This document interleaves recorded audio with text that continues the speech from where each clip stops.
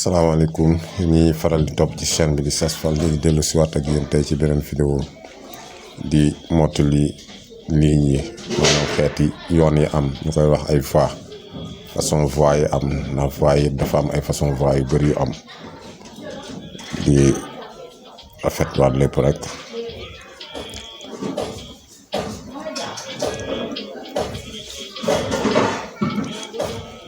baawaat xel ne xam sa ko jëf lu am solo la te bëri na lool du accident tayef la ndax accident mooy lu mënul ñàkk tant que mën nañ ko éviter rek accident amul tayef la kii la ñuy wax voie réservée au bus mu yoon woo xam ne oto buy def transport en commun rek moo ko tax a jóg soo xoolee cercle bu jaune bi nii panneau bi mu wone moom koy matérialiser boo xoolee ci suuf it am na zigzag bu jaune léegi nag moom trait bi koy séparer ak yeneen voies yi day doon façon trait boo xam ne day gën a dijj du bokk ak en général comme ni ngeen ko mën a gisee nii mën nañ ci bind bus comme nii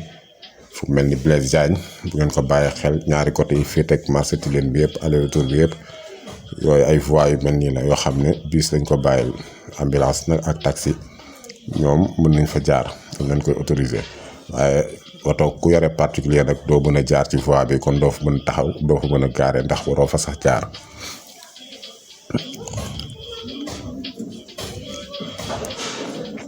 mën na doon ligne continue tamit comme ni ngeen ko mën a gisee nga xam ne oto boobu dootul mën a génn di def ay déplacement di dellu si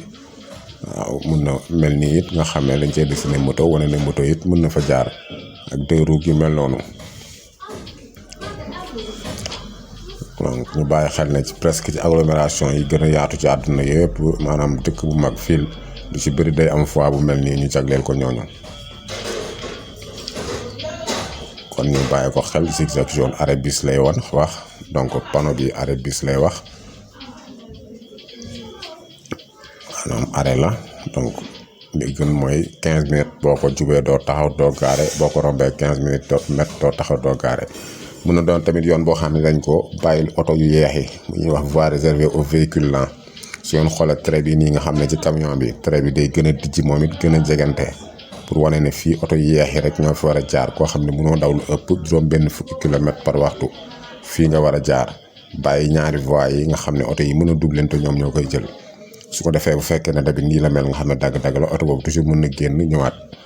waaw mun na doon tamit li ñuy wax bande cyclable nga xam ne ci kaw tali bi lañ koy def mais pour vélo kese lay doon foofu tamit oto amul droit jaar fa amul droit taxaw fa amul droit gaare ko bande ci kaw tali bi lay doon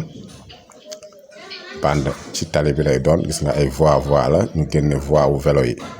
mais piste nag ci trottoir lañ koy def du bokk ak tali bi dara donc piste cyclable ci trottoir lay ne comme ni ngeen ko mën a gisee nii bande cyclable it ci kaw tali bi lay ne waaye bu mu ci mënti doon oto amul droit jaar fa amul droit gaare fa amul droit taxaw fa.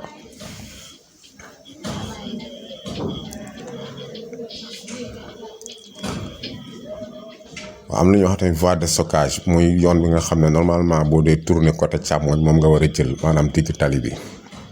waaw digg tali bi moom ngay jël boo signaler sa intention en général day am flèche yu koy gunge comme ni ngeen ko mën a gisee nii ci image bi ci schéma bi donc bi ci digg bi ngay jël su ko defee flèche yi ku ne dalay wan ne fii nga war a jaar ku nekk boo xasee ba tànn fi nga war a jaar nag amoo droit soppi. kon kiy tourné à gauche tey jël digg bi dina tax ñu toppoon si ginnaaw dañ lay mën a romb toloo leen gêné ñi nga xam ne ñoo ñëw ci kanam it da nga leen di bàyyil seen yoon nga xam ne dañuy jàll ba pare ñoom nga su ko tourné seen ginnaaw loolu la ñuy wax voie de stockage comme ay flèche de sélection ni ngeen ko mën a gisee nii mooy flèche yi bu ne flèche de sélection la kiy jubal day jël yoon bi jubal kiy jàdd tamit dafa war a jël fii jàdd